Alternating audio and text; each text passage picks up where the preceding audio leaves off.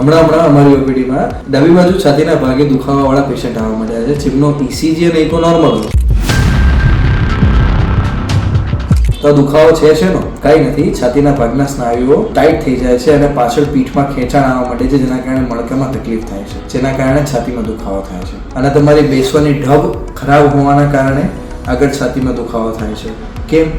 તો કે for example આ શર્ટ છે જેને મેં ટાઈટ કરી દીધો અહીંયાથી અને મારી બેસવાની ઢબ આવી થઈ ગઈ, હું સીધો નહીં થઈ શકું, કેમ? આ ટાઈટ છે. તો આને મારે ઢીલું કરવું ફરજિયાત બને છે.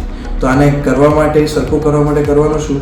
તો કે સારા એવા ફિઝિયોથેરાપિસ્ટ જોડે જાઓ, અસેસમેન્ટ લેવડાવો, ચેક કરાવો અને એના પ્રમાણેની એક્સરસાઇઝ થેરાપી અને એની સાથે સાથે ઓસ્ટિયોપેથિક ટ્રીટમેન્ટ લેવી જરૂરી બને. કેમ?